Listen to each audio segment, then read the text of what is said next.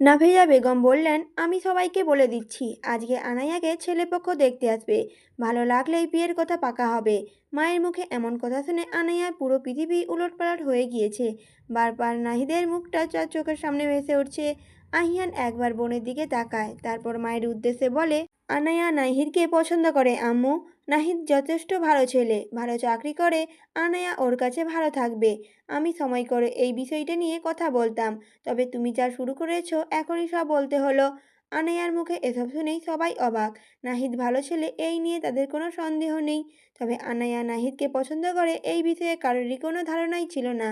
আনায়াও হাঁ হয়ে ভাইয়ের দিকে তাকিয়ে আছে। তার ভাই এসব বুঝলো কি করে, এটাই ভেবে পাচ্ছে না আনায়া। তবে আনায়া একটু হলেও আশার আলো দেখেছে। তার ভাই যখন বলেছে এই বিয়েটা আটকাবেই। এদিকে নাফিজা বেগম রেগে আগুন। ছেলে মেয়ে কেউ তার কথা শুনছে না। নাফিজা বেগম বলে উঠলেন, তোমার কথাতেই সব হবে না আহিয়ান। তুমি নিজের ক্ষতি করেছো, আনাইয়ার কোনো ক্ষতি করতে আমি তোমাকে দেব না।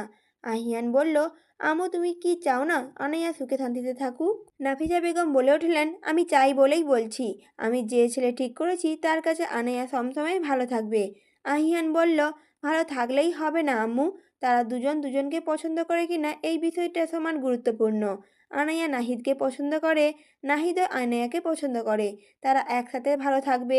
আমার রাগ তুমি আনাইয়ার উপর দেখিও না আম্মু, এতে কারোরই ভালো হবে না। নাহিদের সাথে আমি এ বিষয়ে কথা বলেছি। আহিয়ানের কথায় আনোয়ার খান ও তার ভাইয়েরা সম্মতি জানান। নাহিদকে তারা সকলেই পছন্দ করেন। আর নাহিদ যেখানে আহিয়ানের বেস্ট ফ্রেন্ড, সেখানে তো কোনো কথাই নেই। সবাই মিলে ঠিক করে নাহিদের বাড়ির লোকেদের সাথে কথা বলবে। আনায়া তো মহা খুশি, কোহিনুরও এসে আনায়ার সাথে মজা করছে। এদিকে নাফিজা বেগম রাগ দেখে তাকে কেউ পাত্তাই দিচ্ছে না। রেগেমেগে নিজের রুমে গিয়ে দরজা বন্ধ করে দেন নাফিজা বেগম। আজকের মতো ঘরবন্দি হয়েই দিন কাটাবেন, বের হবেই না বলে ঠিক করেছেন। অনেক ডাকাডাকির পরও নাফিজা বেগম দরজা খুললেন না।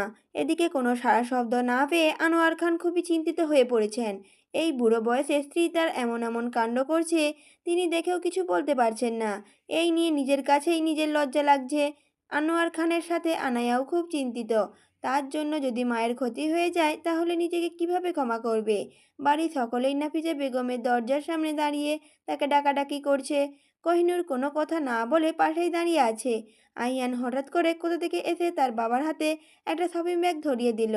চিল্লিয়ে চিল্লিয়ে বলতে থাকে, শোনো আব্বু, কালকে কনেপক্ষ তোমাকে দেখতে আসবে। ভালো লাগলে কালকেই বিয়ের কাজটা সেরে ফেলবো। এত গুরুত্বপূর্ণ একটা কাজ ফেলে রাখলে চলবে না। তুমি এই বরের পাঞ্জাবিটা পরে রেডি থাকবে। আহিয়ান এত জোরেই কথাটাগুলো বলেছে, আনাইয়া সহ বাকিরা কান চেপে ধরেছে। ছেলের কথা শুনে বেক্কেল বনে গেছেন আনোয়ার খান। ভ্রুকুচকে তাকিয়ে আছেন ছেলের দিকে। এদিকে তার বউ রাগ করে দরজা দিয়ে বসে আছে, আর ছেলে এসে মস্করা করছে। এই বয়সে নাকি বিয়ে করাবে? আনোয়ার খান বললেন, বিয়ে করেছো, দুদিন পরে ছেলে মেয়ে হবে। তোমাকে এসব মানায় না আহিয়ান। আহিয়ান বলল, আমার ছেলে মেয়ে যদি দেখে দাদু বউ ছাড়া জীবন কাটাচ্ছে, তাহলে আমার লজ্জা করবে আব্বু। আম্মু তো আর দরজা খুলবে না। আম্মুর চিন্তা মাথা থেকে ঝেড়ে ফেলো। সে ওই বন্ধ ঘরে জীবনযাপন করুক। আমি তোমার জন্য মেয়ে দেখেছি, আম্মুর থেকে হাজার গুণ সুন্দরী। আনোয়ার খান বললেন, চুপ করো বেয়াদব ছেলে, এসব বলতে লজ্জা করে না তোমার? আহিয়ান বলল, লজ্জা করলে আর তুমি নাতিপুতির মুখ দেখবে না আব্বু। ছেলের কথার মানে বুঝতে পেরে আনোয়ার খান কাঁদতে শুরু করেছেন। এই ছেলের সাথে কথা বলা মানে জেনে বুঝে লজ্জায় পড়া। আহিয়ানের কথা শুনে আনাইয়া মিটিমিটি করে হাসছে। কোহিনূর তখনই পালিয়েছে। এই মধ্যে নাফিজা বেগম দরজা খুলে বেরিয়েছে। আহিয়ানের মুখে হাসি, প্ল্যান তাহলে কাজে লেগেছে। স্বামীর দ্বিতীয় বিয়ের কথা শুনলে কোনো নারীই বা চুপচাপ থাকবে না। আনোয়ার খান সহ বাকিরা অবাক। এত সময় ডাকাডাকি করলো, দরজা খোলার নামই নেই। এখন আবার কি হলো হঠাৎ? নাফিজা বেগম রেগে আছেন, এটা অস্বাভাবিক কিছু নয়। মাসের মধ্যে 25টা দিনই তিনি রেগে থাকেন। ভ্রু কুচকে তাকালেন আহিয়ানের দিকে। নাফিজা বেগম বললেন, তোমার লজ্জা করে না? ছেলে হয়ে বাবাকে দ্বিতীয়বার বিয়ে করাবে। আমি কি মরে গেছি? আহিয়ান বলল, সেটা পরে বলছি, আগে বলো তো আম্মু, তোমার বংশের কি ভ্রু কুচকে থাকার রোগ আছে?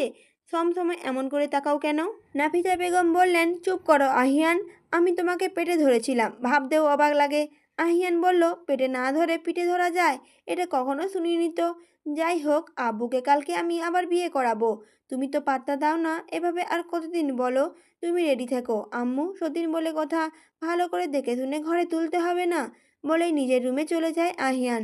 আহিয়ান যেতেই বাকিরাও চলে যায়। আনায়া অনেকবার মায়ের সাথে কথা বলার চেষ্টা করেছে, কিন্তু নাফিজা বেগম কোনো কথাই বলেননি। নাফিজা বেগম গিয়ে খাটে বসেন, আনোয়ার খানও তার পিছু পিছু যান। রাগে গা জ্বলে যাচ্ছে নাফিজা বেগমের। ছেলেকে টেনে দুটো থাপ্পড় মারতে ইচ্ছে করছিল, কিন্তু এত বড় ছেলের গায়ে হাত তুলবেন কিভাবে?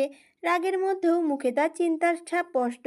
ছেলেকে তার বিশ্বাস নেই, যদি সত্যি সত্যি তার বাবার জন্য নতুন বউ নিয়ে আসে। আনোয়ার খান বুঝতে পারছেন না বউকে তার হতে পেল না কি। এই দেখলাম রাগ করছে, আবার দেখলাম এমন অবস্থা যে কান্না করে দেবে এখনই। তিনি আর কথা বাড়ালেন না। আজকে নাহিদের বাসা থেকে আনায়াকে দেখতে আসার কথা। নাফিজা বেগমের মত না থাকলেও কিছুই আটকায়নি। আহিয়ান নাহিদের সাথে কথা বলেছে। নাহিদের আম্মু আর বড় বোন ছাড়া আর কেউ নেই। বোনেরও বিয়ে হয়ে গিয়েছে, তার আব্বু মারা গিয়েছেন অনেক আগেই। নাহিদের অল্প স্যালারিতেই তাদের সংসার চলে। নাফিজা বেগমের এখানেই আপত্তি। তার ধারণা নাহিদের অল্প রোজগারে তার মেয়ে ভালো থাকবে না। তবে আজকে নাহিদদের আসার বিষয়ে কিছু জানেন না নাফিজা বেগম। তার মুখে চিন্তার ছাপ। ছেলে তার ভিতরে ভয় ঢুকিয়ে দিয়েছে। এই বয়সে সতীনের সংসার করবেন কিভাবে? নাহিদ আনায়াকে পছন্দ করে, এটা আহিয়ান অনেক আগেই লক্ষ্য করেছে। নাহিদের উপর তার বিশ্বাস ছিল, তাই ভেবেছিল সঠিক সময় আসলে নাহিদ আর আনায়ার বিয়ের অনুষ্ঠানের কথা তুলবে। বিকেল 4টার দিকে নাহিদের বাসা থেকে লোকজন এসেছে। নাহিদের আম্মু, খালা আর বড় বোন, সাথে রুহি আর অয়ন তো আছেই। অয়ন বেচারার মুখের দিকে তাকানোই যাচ্ছে না, মনে হচ্ছে এই বুঝি কেঁদে দিল। রুহি আর নাহিদ ভেবে পাচ্ছে না অয়নের এমন হাবভাবের কারণ কি। রুহি বলল, তোর কি বউ মরেছে? এমন মরার মতো মুখ করে রেখেছিস কেন? অয়ন বলল, বউ থাকলে তো মরবে, জানিস না আমার বউ নেই? বারবার এসব বলে লজ্জা দিস কেন? নাহিদ কাকুরও কিনা বিয়ে হয়ে যাচ্ছে, আমার জীবনে কোনোদিনও বিয়ের ফুট ফুটবে, এই চিন্তায় রাতে ঘুম আসে না।